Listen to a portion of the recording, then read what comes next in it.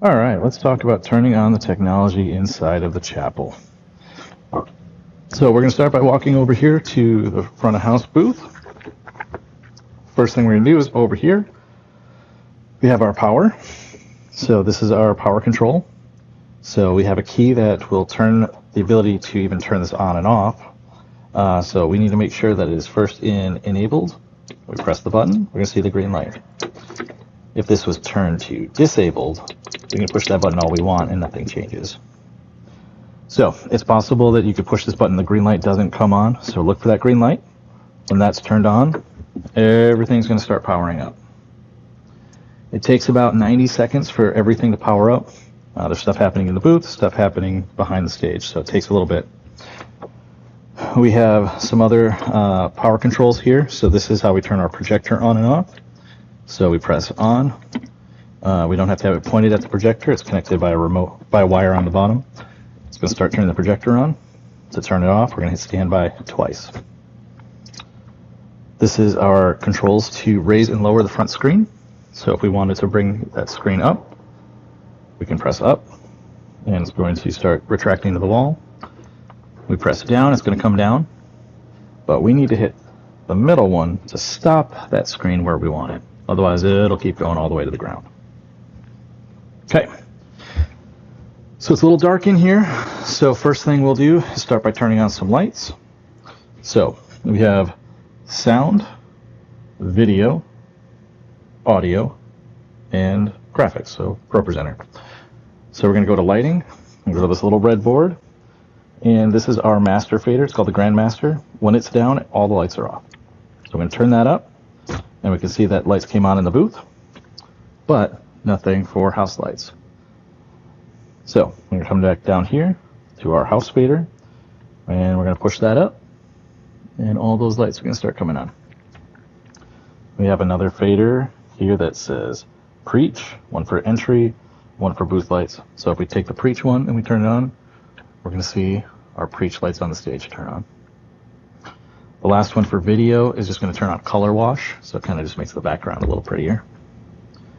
Pretty simple with that. We'll have more in-depth videos on how to run that a little bit better later.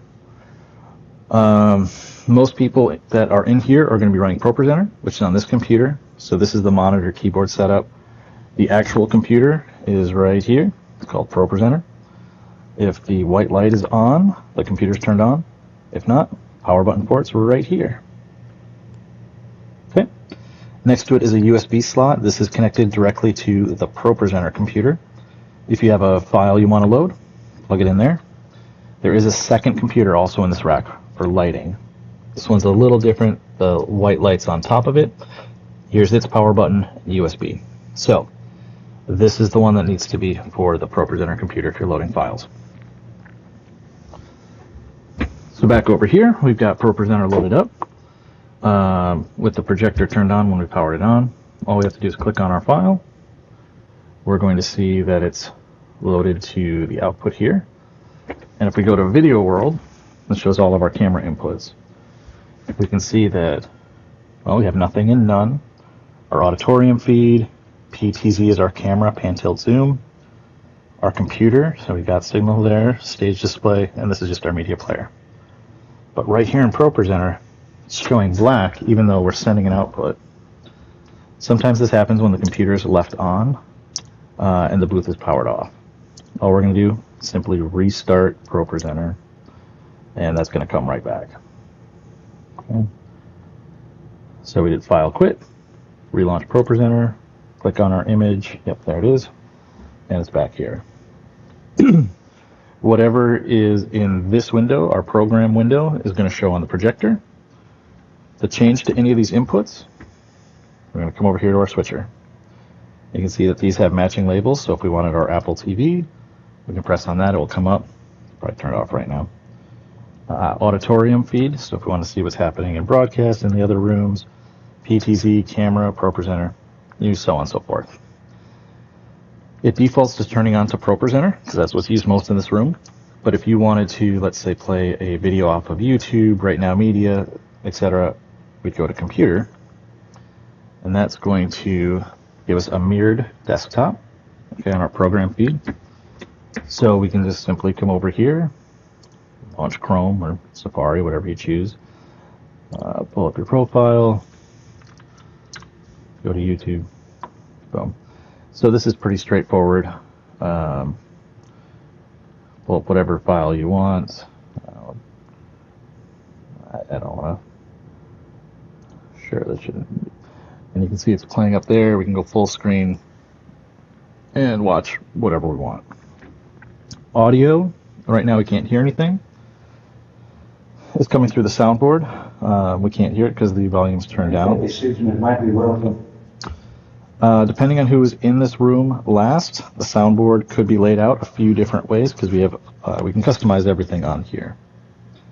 So for most things, we can come right here. We have this button that says General. If you press that, the faders are going to, well, potentially change around.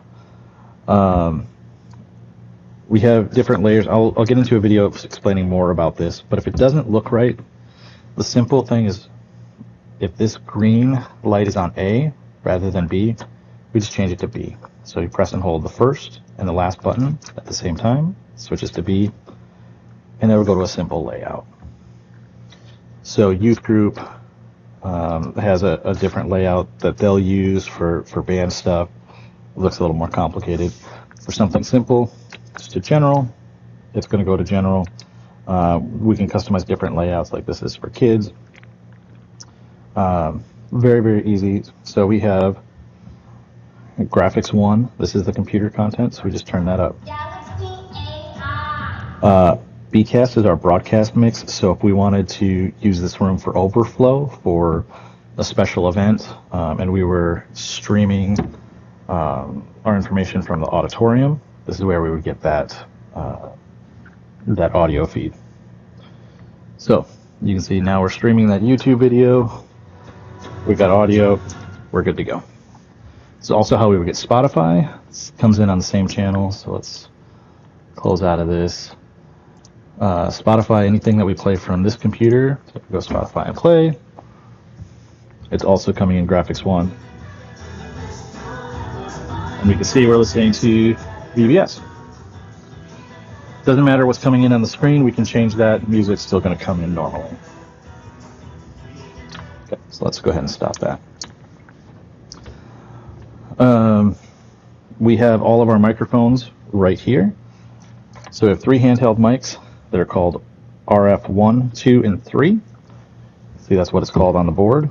RF 1, 2, 3, and then there's 4, which is our belt pack. So real simply, to turn it on, we just flip that switch. You can see it light up. And we're going to see down here, when I take this mic, so I have 3 when I talk into it, we're going to get the levels. So we have those green levels. We can hear it in the PA, and we're good to go.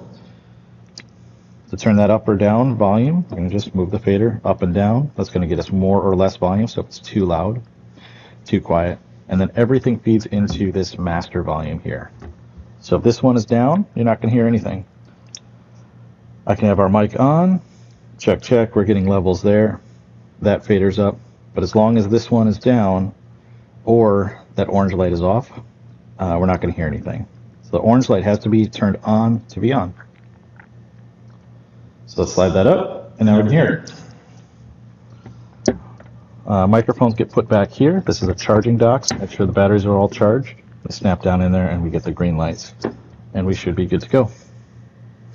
Last thing that's kind of important is these TVs back here.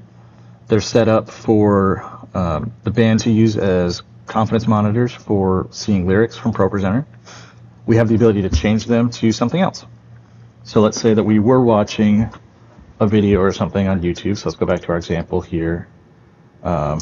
Just for good measure, I'm just going to leave this screen up, right? So right now we're looking at our ProPresenter output. Let's just change this to computer. Okay, we have our computer output there, but it didn't change back here on these screens.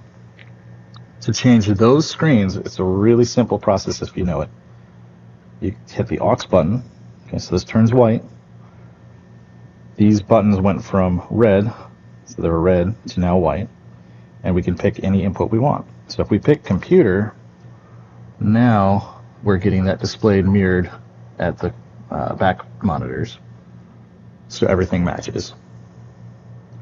So if we wanted to do the auditorium feed, there we go. So we can pick all of our options as long as we're under the aux menu. Okay, so we push out of that. Now it goes back and it's in red, so it's selecting what's for the front content. Hopefully that makes sense. Should work pretty easily. If you have any questions, concerns, feel free to reach out to me, and I'll walk you through anything I can.